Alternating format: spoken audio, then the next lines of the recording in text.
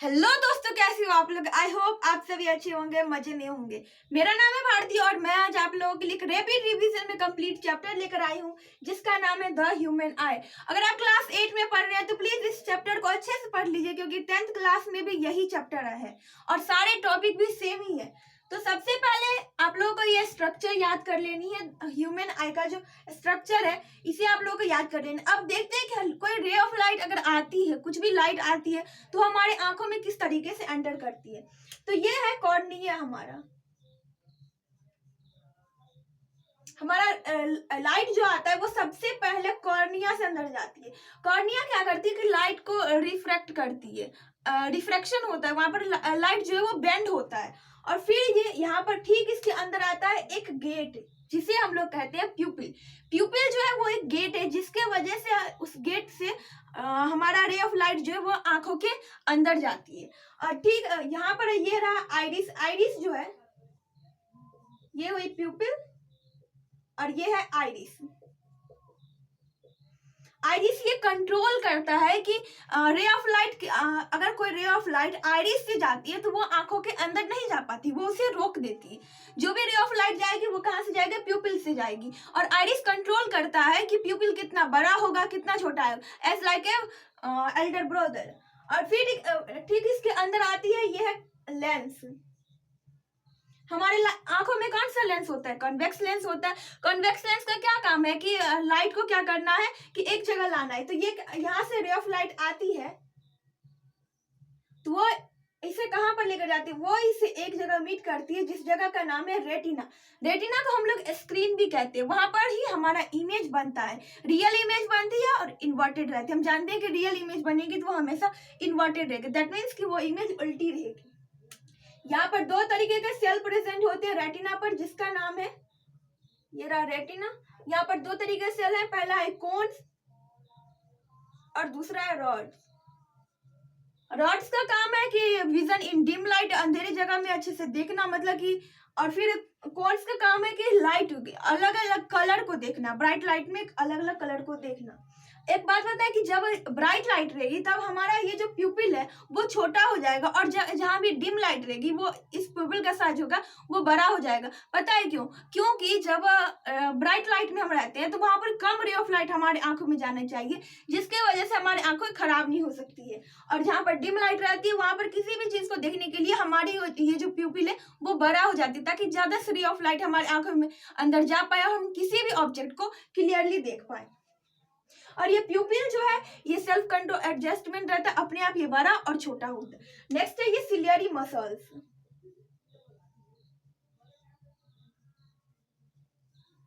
Ciliary muscles जो है वो इस लेंस को होल्ड करके रखे रहता है। अब लेंस ऐसा नहीं है कि वो हवा में उड़ती रहेगी, उस लेंस को सिलियरी मसल्स पकड़ के रखे रहती है और वो उसे बड़ा होने में छोटा होने में, अगर हम किसी चीजों को पास से देखते हैं तो हमारा लेंस जो है वो हो जाता है थिक, मतलब मोटा हो जाता है, कॉन्ट्रैक्ट हो जाता है।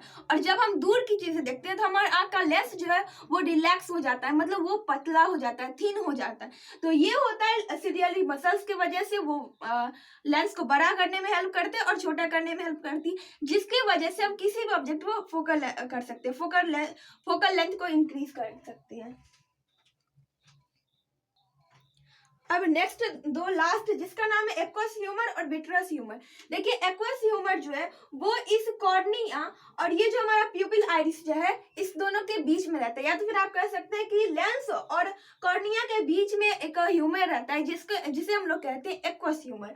और लेंस के बाद में और रेटिना के पहले यहाँ पर भी एक ह्यूमर रहता है जिसे हम लोग कहते हैं विट्रस ह्यूमर। ये दोनों न्यूट्रिशन प्रोवाइड करती है, उससे अलावा इसका कुछ भी काम नहीं है।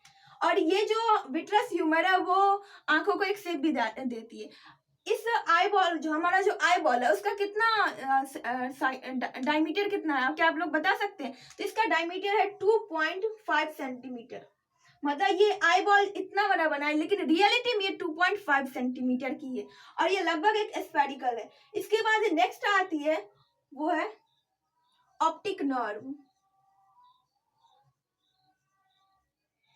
देखिए ऑप्टिक नर्व का काम वहां से शुरू होता है जब कोई भी इमेज रेटिना पर बनती है तो वो कैसे रहती है, वो रियल इमेज और इन्वर्टेड रहती है। उस इमेज को रेटिना से लेकर के ब्रेन तक पहुंचाने का काम करता है हमारा ये ऑप्टिक नर्व।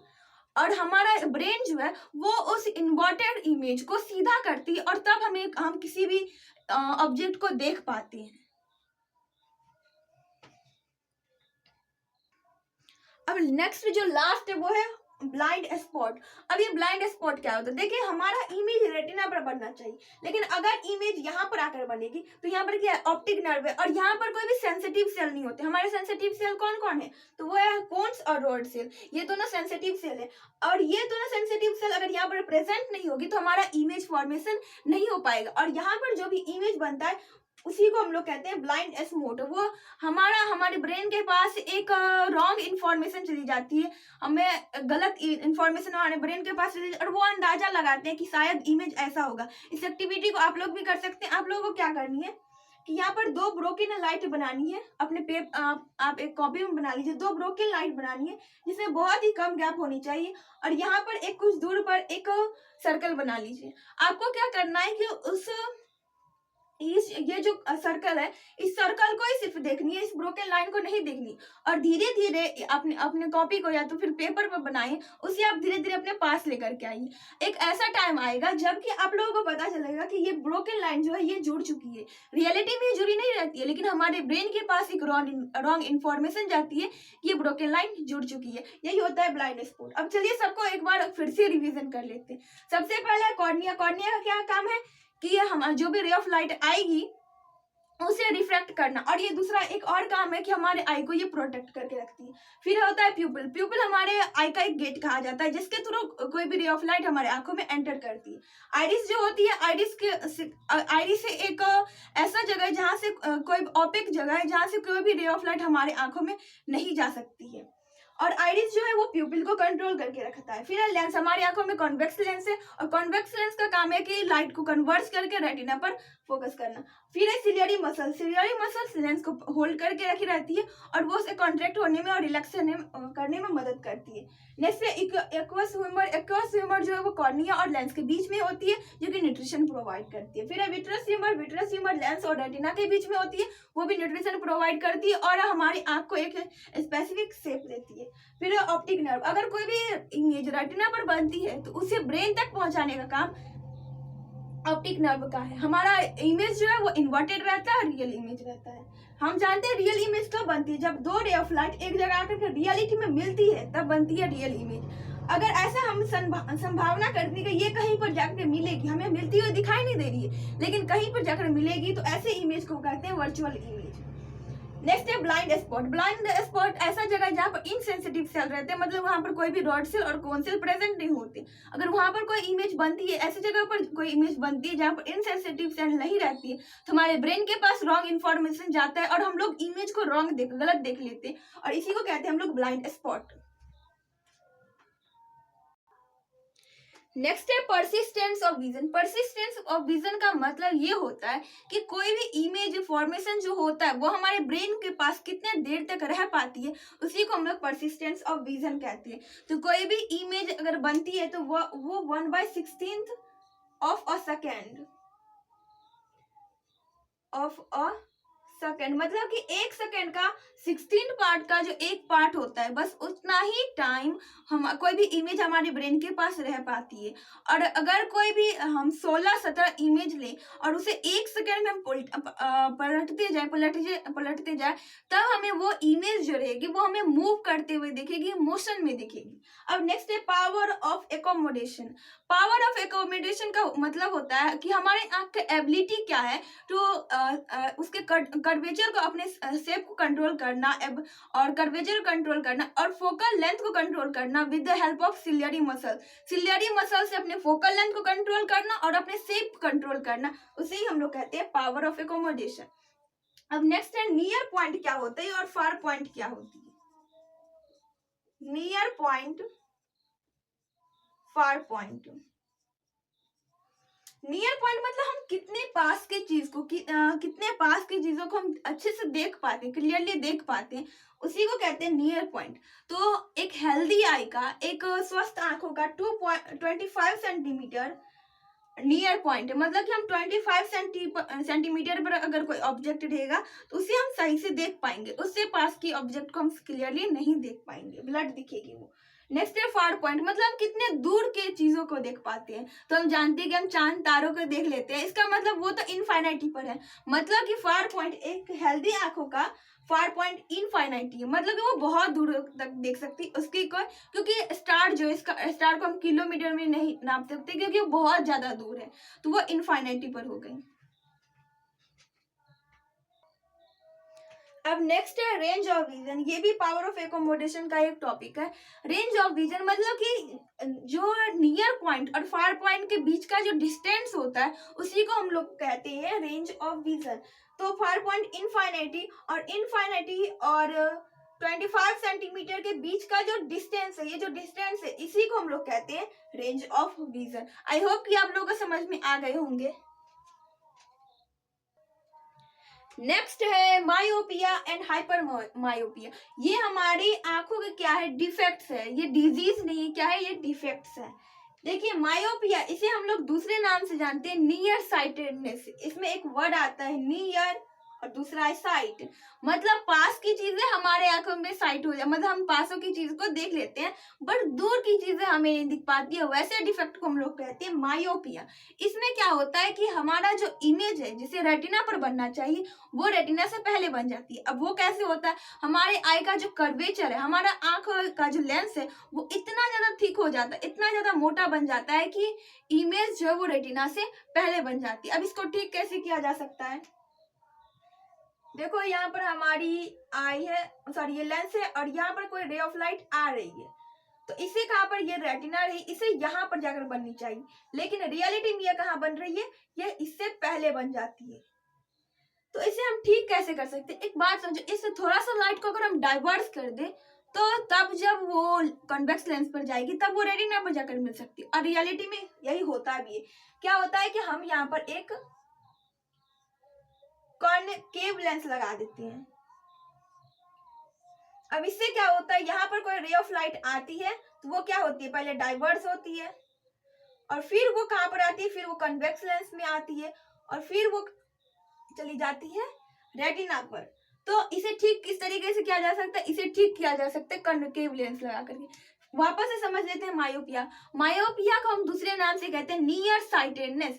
नियर साइट मतलब कि पास की चीजें हमें दिखती है और दूर की चीजें हमें नहीं दिख पाती है। तो इसमें आखिर होता क्या है, हमारा लेंस जो है, हमारे आंख का कन्वेक्स लेंस जो है वो क्या हो जाता है, वो हो जाता है ठीक, मतलब वो मोटा हो जाता है और मोटा हो जाने की वजह से हमारा जो रे ऑफ लाइट आती है जिसे रेटिना पर मिलनी चाहिए वो रेटिना से पहले मिल जाती है, मतलब वो विट्रस ह्यूमर में ही मिल जाती है। बट उसे मिलना कहाँ चाहिए, उसे मिलना चाहिए रेटिना पर, तभी वो इमेज बन पाएगी। इमेज फॉर्मेशन हमारे ब्रेन के पास सही, हम किसी भी ऑब्जेक्ट को अच्छे से देख सकते हैं। तो इसे ठीक कैसे किया जा सकता है, अगर हम यहाँ पर कॉन्केव लेंस लगा दें तो कॉन्केव लेंस क्या करते हैं, लाइट को डाइवर्स करता है। लाइट पहले थोड़ा डाइवर्स होगी, फिर आगे रहेगा कॉन्वेक्स लेंस, फिर वो उसे कन्वर्ट्स करेगी और तब रेटिना पर जाकर के हमारा इमेज बन जाएगा। नेक्स्ट है हाइपर मायोपिया। हाइपर मायोपिया को हम लोग दूसरे नाम से जानते हैं फायर साइटेडनेस, मतलब कि दूर की चीजें हमें दिख जाती है, पास की चीजें नहीं दिख पाती है। आपके दादा दादी कोई होते हैं जो बुक को पढ़ते हैं तो ऐसे रख के पढ़ते हैं, मतलब कि उसको उसे वो अगर पास में रख के पढ़ेंगे जिस तरीके से हम लोग पढ़ते हैं तो वो उसे नहीं दिख पाती, फिर वो चांद तारे को अच्छे से देख लेते हैं लेकिन वो किताब को पास में रख, मतलब 25 सेंटीमीटर वो उसे रख के नहीं देख पाते हैं। तो इसमें क्या होता है, इसमें जो हमारा कन्वेक्स लेंस है वो थिन हो जाता है, मतलब वो पतला हो जाता है। इससे क्या होता है, ये हुआ रेटिना और इस इमेज को बनना चाहिए रेटिना पर और ये रेटिना से आगे जाकर बनती है। कहाँ पर बनती है, रेटिना से आगे जाकर बनती है। तो इसे किस तरीके से ठीक किया जा सकता है, अगर इससे पहले एक और हम कन्वेक्स लेंस लगा दे तो ये शायद ठीक हो सकती है। देखिए यहाँ पर हम एक और कन्वेक्स लेंस लगा रहे हैं, अब क्या होगा, फिर यहाँ से रे ऑफ लाइट जाए तो ये पहले ही थोड़ा सा कन्वर्ट कर लेगी और फिर ये हमारे आंखों का जो कन्वेक्स लेंस है उसमें जाएगी और तब ये इमेज जो है वो रेटिना पर जाकर के बन जाएगी। तो आई होप ये दोनों आप लोगों को समझ में आ गए होंगे। हाइपर मायोपिया को एक बार और समझ लीजिए। हाइपर मायोपिया में क्या होता है कि हमारा जो इमेज है वो रेटिना पर ही बनना चाहिए, लेकिन वो रेटिना से भी पीछे जाकर बनती है। क्यों, क्योंकि हमारा जो लेंस है वो उसे रखना, उसे जिस तरीके से रहना चाहिए वो नहीं रह पाती, वो बन जाती है थिन। थिन के बनने की वजह से वो इमेज रेटिना पर जाकर बनती है। तो हम इसे ठीक किस तरीके से कर सकते हैं, हम एक और लेंस लगाकर ठीक कर सकते हैं। कौन सा लेंस, तो वो लेंस है कॉन्वेक्स लेंस। हम कॉन्वेक्स लेंस लगा करके ठीक कर सकते हैं इसे। नेक्स्ट है कैटरेक्ट। कैटरेक्ट को हम लोग कहते हैं हिंदी में मोतियाबिंद। मोतियाबिंद, मोतियाबिंद इसलिए कहा जाता है क्योंकि इसमें क्या होता है, हमारा आंख मोती के तरह दिखने लग जाते हैं। ये जो काला काला दिख रही है ये मोती के तरह व्हाइट बन जाती है, इसलिए इसका नाम रख दिया गया मोतियाबिंद। अब इसमें क्या होता है, देखो हमारे आंख का जो लेंस है उस पर कुछ ऐसे मेम्ब्रेन आकर के जुड़ जाते हैं, आ जाते हैं, जिसकी वजह से हमारा जो लेंस है वो अच्छे से काम नहीं कर पाती है। अब ओपेक बन गई ये हमारा ये जो लेंस है, अब ये ओपेक बन गई है, तो क्या होगा, इससे कोई रे ऑफ लाइट अंदर जाएगी नहीं और हमारा आंखें मतलब कि इमेज रेटिना पर ही नहीं बनेगी और हम अच्छे से किसी चीज को देख ही नहीं सकते। अब इसे ठीक कैसे किया जाता है, इसे दो तरीके से ठीक किया जाता है। पहला कि सर्जिकल, मतलब कि आंखों का ऑपरेशन होता है जिसमें आंख का लेंस जो है लेंस को चेंज किया जाता है, और दूसरा कि लेजर लाइट हमारे आंखों के ऊपर डाली जाती है। कहा जाता है लेजर लाइट हमारे आंखों पर नहीं डालनी चाहिए, उसे डालने से क्या होता है कि हमारा वो जो लेंस है जिसमें वो मेम्ब्रेन रहती है वो फटने लग जाती है और धीरे कुछ समय के बाद वो हट जाती है हमारे आंखों के ऊपर से। ये बच्चों में नहीं होता, ये ओल्ड एज के जो भी इंसान होते हैं, बूढ़े इंसानों में ये होती है। और ऐसा नहीं है कि ये 1-2 दिन में हो जाती है, इसे ऐसा होने में सालों 2 साल लग जाती है। मतलब धीरे धीरे उस पर आकर के मेम्ब्रेन जुड़ने लग जाती है और बाद में एक समय के बाद वो हमारा जो लेंस है वो ओपेक हो जाता है।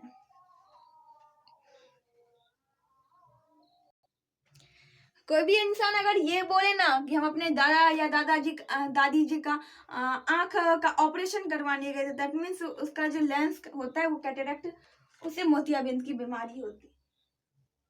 अब हमारा नेक्स्ट जो टॉपिक है वो है ब्रेल सिस्टम। ब्रेल सिस्टम इसे लुइस ब्रेल ने लाया था। किसने, लुइस ब्रेल ने, इसलिए इसके नाम से ही इन्होंने रख दिया ब्रेल सिस्टम।